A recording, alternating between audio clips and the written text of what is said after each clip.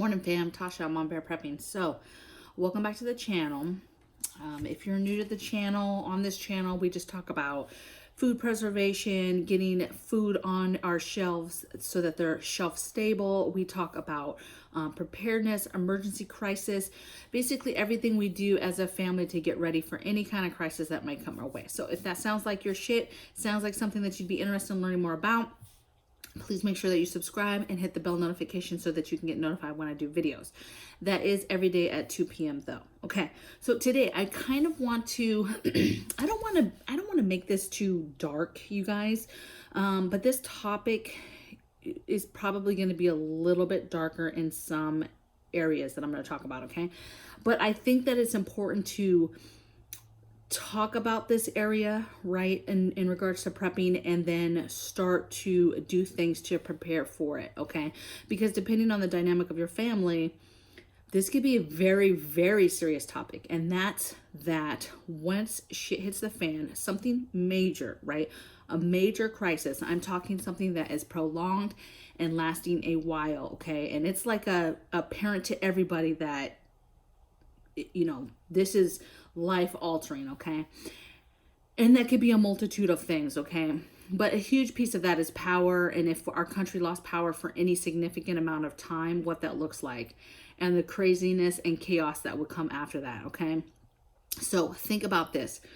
I hear these numbers all the time about, you know, hey, 90% of people will die when something major happens. And you start to think, okay, what would be that, what people make up that 90%? And so that's what I'm going to go over, okay? And so we're going to go over what that 90% looks like, right? What people does that entail to get your mind thinking? And then we're going to talk about our own family members that might be as part of these numbers, okay? These groups of people that I'm going to talk about. And then more importantly, how to prepare. Okay, and things that you need to be thinking about if you have family members in these areas, okay? So 90% of people are going to die when a major catastrophe happens, and this is why. I'm just going to go through a few groups of people that are going to be, that's going to build this number, okay?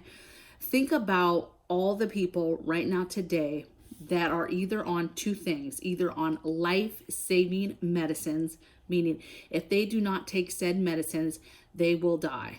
So an example would be people that have cancers and people who are on heavy antibiotics, insulin, folks that have to take insulin shots every day, like those people. So anybody who is dependent, heavily dependent on life-saving medicines, okay? And that could be a multitude of things, okay?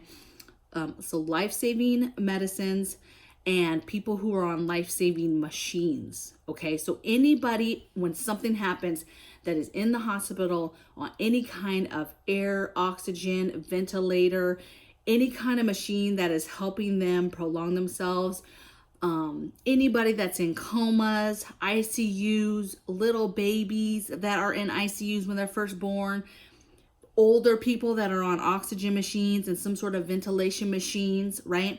And this could just be just to help them maintain and be comfortable, okay? Not necessarily, hey, they're in a coma and they can't, you know, do anything, okay? But anybody that is on a life-saving medicine, this could be something as simple as blood pressure medicine, you guys, okay? So really think this through on what your family has, okay? As far as medicines you take, and disabilities and things like that that you have, okay? Any kind of machinery, that type of stuff, okay? So those are the folks.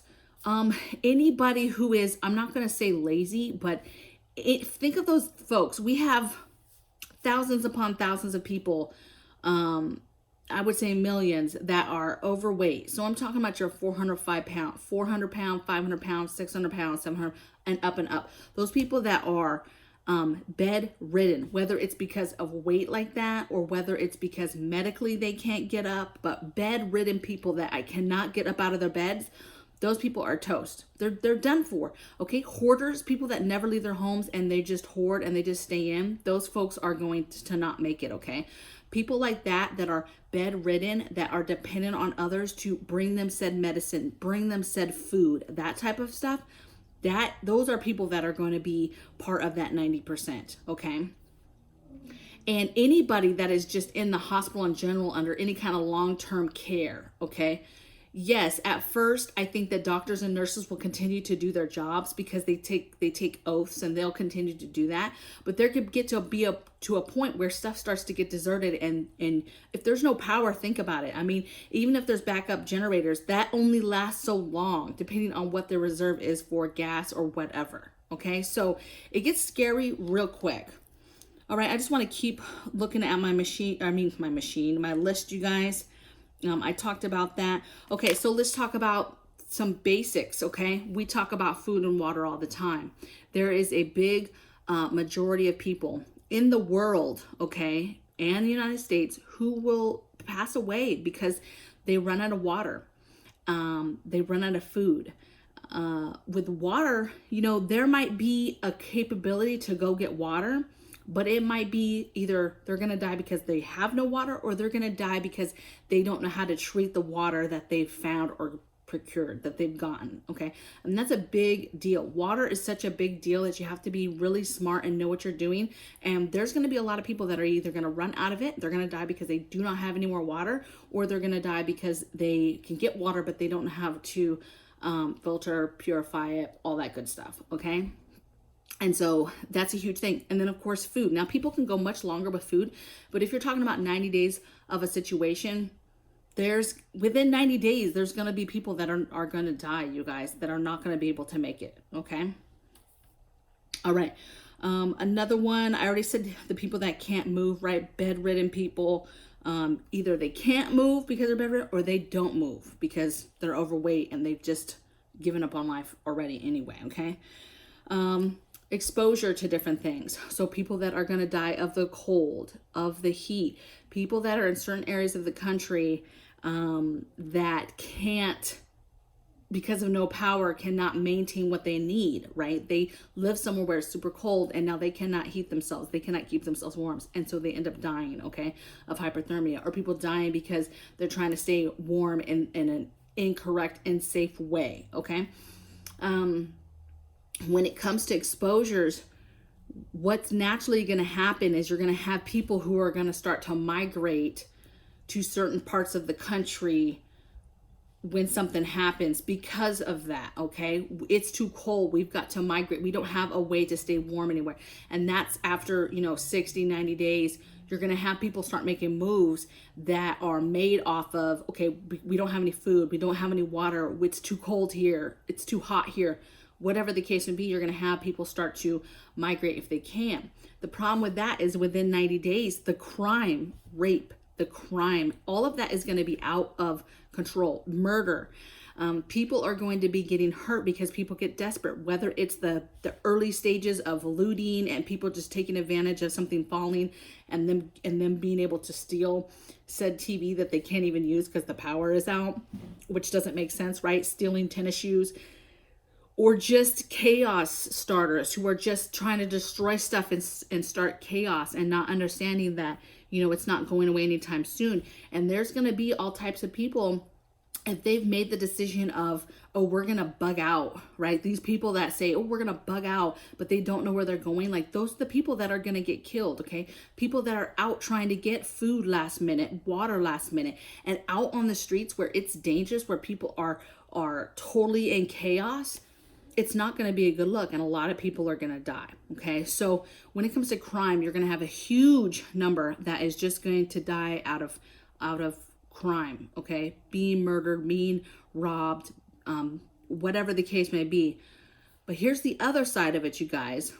We live in a society that our suicide numbers are already through the roof.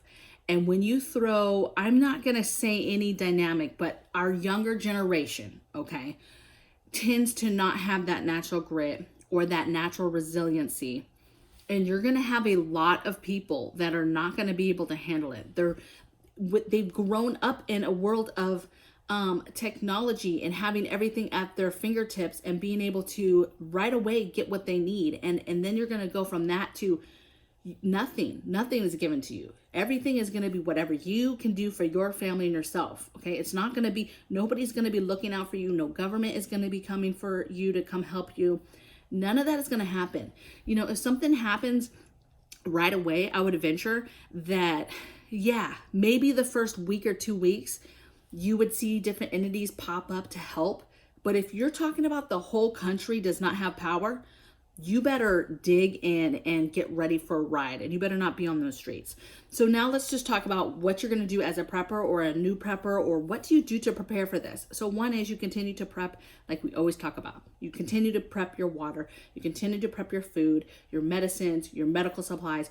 You continue to stack that stuff to the rafters, and keep it in multiple places in case you have to leave, but you're going to stack that stuff. Second of all, if something major happens, like power grid is down for the whole entire United States, and you start hearing that on the radio and the chatter that it's the whole United States, baby, you better stay in. You dig the fucking, unless you know, you get that information early and you go to, you have a specific bug out location that you need to get to, then yes, by all means get there. But if you don't have some magical place that you're going to, guess where your magical place is? Your stinking home. And you dig in and you figure out, if you haven't already, how you can secure that home or that spot, how you can make it safe, where if somebody comes through, marauders, whatever, that you can protect yourself and protect your preps. And right now, today, you get that food in your home. You get that water in your home, because if something like that happens and you have to dig in, whatever you have in your home might be all that you have for a while. And that first 90 days to 120 days, the majority of the country is going to die in some sort of fashion. If it's not by their own hands, by crime, by murder, that huge percentage of people that just that are disabled or bedridden or are highly dependent on life-saving medicines or life-saving machinery, those people are dead. Okay.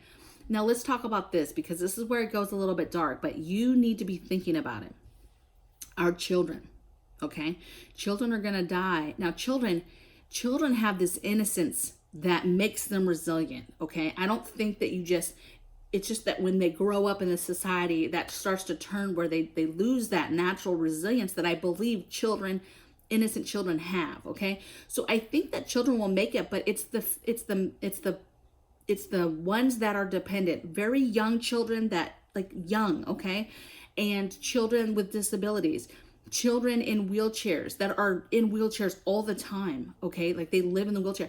Those are the kids that we need to be concerned with and think about. If you have anybody in your home that is on any kind of life-saving medicines, any kind of life-saving machinery, or any kind of disabilities, is in a wheelchair, whatever, first of all, or you're disabled yourself, my suggestion would be, one, first of all, you dig in, okay? But two, if we're talking about how you prepare now for that, besides preparing, having food, water, if I'm disabled, I'm trying to find my home now. I'm trying to find my mag. I'm trying to find my group of people that will take me in, because everybody has a skill or a job or can do something, okay? Just because somebody's disabled in a wheelchair does not mean that they cannot be productive and part of a group, okay? But you need to find that mag now. You need to start making those connections with people so that you have somewhere to go. If you have a family member that has a disability, you need to be thinking now, what are the things you need to do to prep for that? How do you keep that person protected?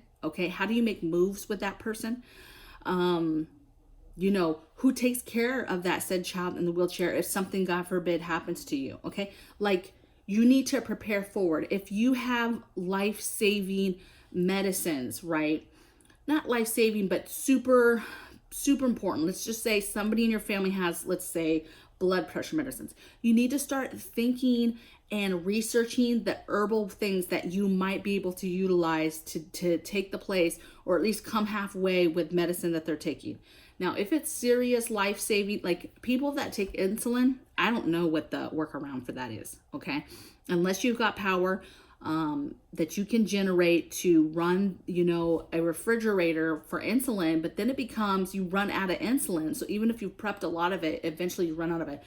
So you need to start researching, like, how would you keep that person alive that takes insulin? Like, that's scary to me. That is super scary to me. So when you hear people joking about 90% of people will die, It's a big number, you guys. Millions and millions of people are going to die. Billions, okay?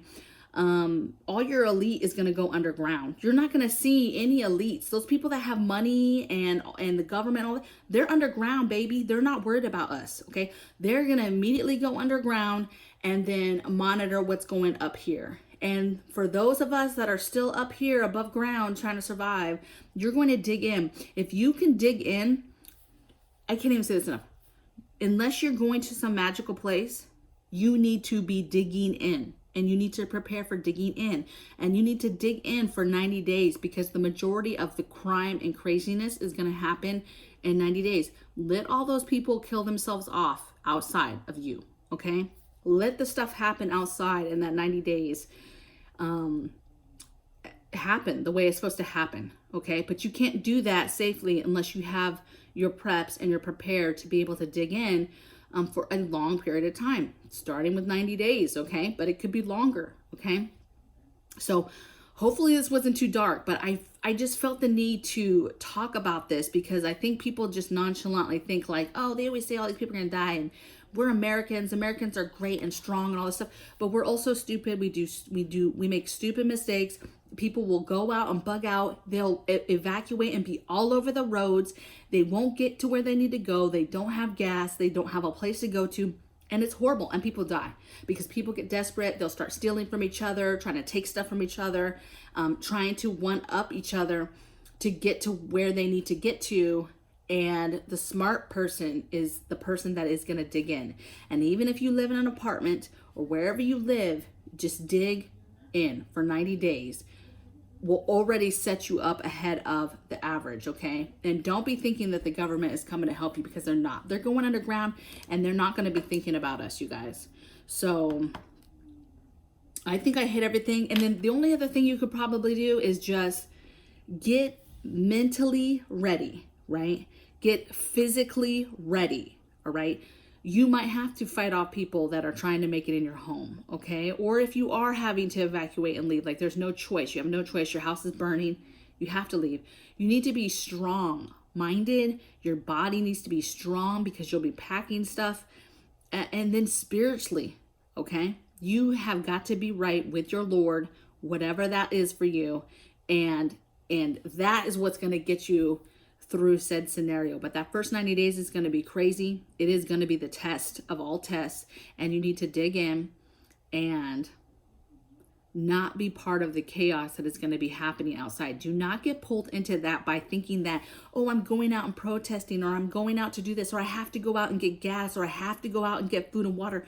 No, that's why we prepare now, so you don't have to do that, okay? So get your stuff, get your preps, and get ready so that if something bad happens, you're ready to go to where you can dig in and stay there for a while all the initial chaos. Because the initial chaos, if you can get through that, your percentages of making it are much higher, okay? So I hope that wasn't too dark for you guys, and I'll see you on the next video. Subscribe if you haven't subscribed, and I'll see you next time.